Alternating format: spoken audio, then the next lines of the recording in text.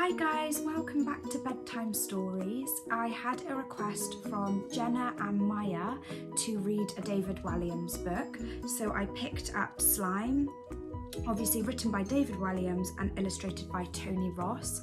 I haven't read this myself, so I'm looking forward to it. What I will do is record the story in parts, so I hope you enjoy. Here goes.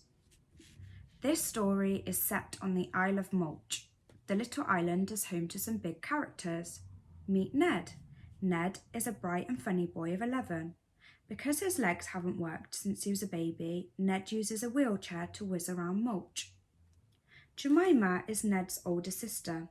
Jemima likes nothing more than playing the most horrid tricks on her little brother. Ned's parents. Dad spends all day on his fishing boat at sea, and Mum spends all day at the island's market selling the fish he catches. Sir Walter Rath is the headmaster of Ned's old school, Mulch School of Revolting Children. It is the boys' old school because Sir Walter expelled Ned in one of his notorious volcanic rages. Mr. Lust is the deputy head of Mulch School for Revolting Children. Day and night he lusts after the top job, that of the headmaster. Edmund and Edmond Envy run the only toy shop on the island, named Envy's Emporium. The terrible twins loathe children for the simple crime of being young and send the poor mites fleeing from the shop in floods of tears. Madame Solenzo Sloth is the world's laziest piano teacher. The lady is paid good money to give piano lessons to children. However, all she does is snooze on the sofa as she blows off, thunderously. Captain Pride is the island's park keeper. The public park is the ex-army officer's pride and joy. So much so that absolutely no one is ever allowed to set foot inside, especially not nasty little children who will trample his precious grass. Glenn and Glenda Glutton own the only ice cream van on the island, Glutton's Glazers. That is because they have rammed all their rival ice cream vans off the road.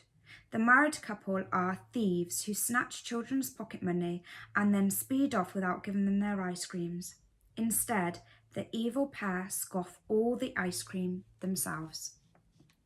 Aunt Greta Greed is Ned and Jemima's mega-rich auntie. She owns the Isle of Mulch. The grand old lady lives alone in a castle high on a hill that overlooks the entire island. All she has to keep her company are more than 100 cats, all called Tiddles. Gigantic Tiddles is Aunt Greta's heftiest cat. It is the size and weight of a bear and infinitely more fearsome. And last but not least, Slime. Oh yes, Slime is very much alive. It is a creature with powers to change shape or trans-slime into anything and everything. But is Slime a force for good or evil? You must read on.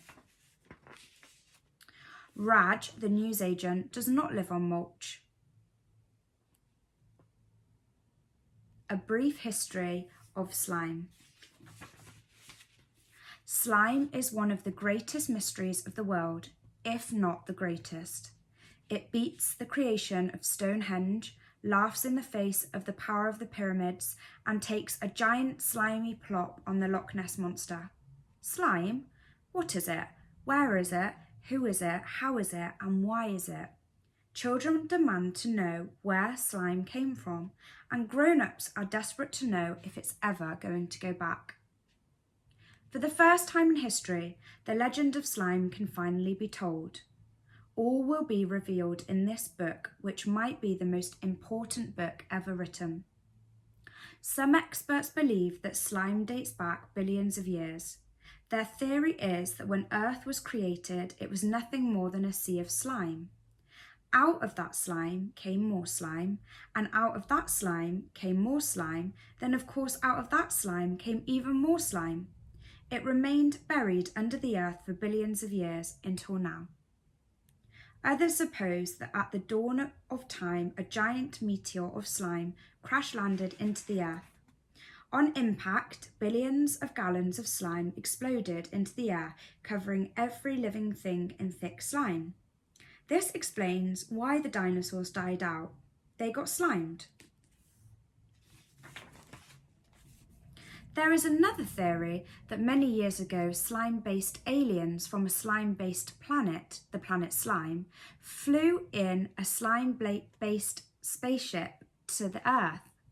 Once on Earth, they taught ancient civilizations all about slime, how to construct buildings out of slime, the best recipes to cook with slime, and most importantly, how to make socks out of slime. Then the slime-based aliens got in their slime-based spaceship and whizzed back to their slime-based planet, the planet Slime, and they never came again. But they left the secret of slime with the human race so children could torment grown-ups with it forever. The truth is rather different. Slime was created more than 50 years ago on the remote island, the island of Mulch, to be precise. It is situated in the middle of the great northeast-southwestern sea, between the island of Twaddle and Stench. How do I know all this? Because I just made it up. Here is a map of the Isle of Mulch.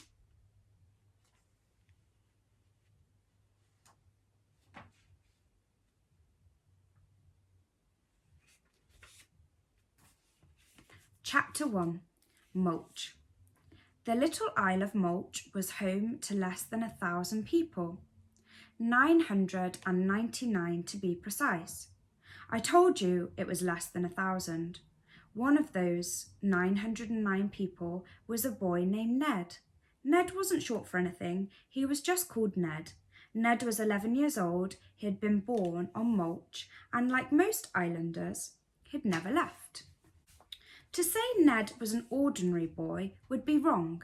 He wasn't ordinary, he was extraordinary. Ned had been born with legs that didn't work. He couldn't walk at all, so was found a battered old rusty wheelchair, and he learnt to use it. The boy could often be seen whizzing around the island, doing stunts and wheelies to his delight. "I got the zoomies," he would cry as he whizzed past. Home for Ned was a tiny, weather-beaten old cottage. The cottage perched on the edge of a cliff overlooking the raging sea that surrounded the island. From dawn until dusk, Ned's mother and father were out of the house at work. Dad was a fisherman, so was away at sea all day on his fishing boat. Mum sold the fish Dad caught at the island market. The only fish you could catch around the Isle of Mulch were called shoefish. They were fish shaped like shoes. They tasted like shoes too.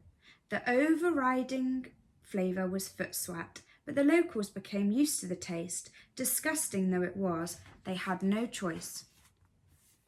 Needless to say, both Ned's parents absolutely stank of fish, but Ned didn't see or even smell much of them as the pair were always working. Instead, the boy was left home alone with his older sister, Jemima.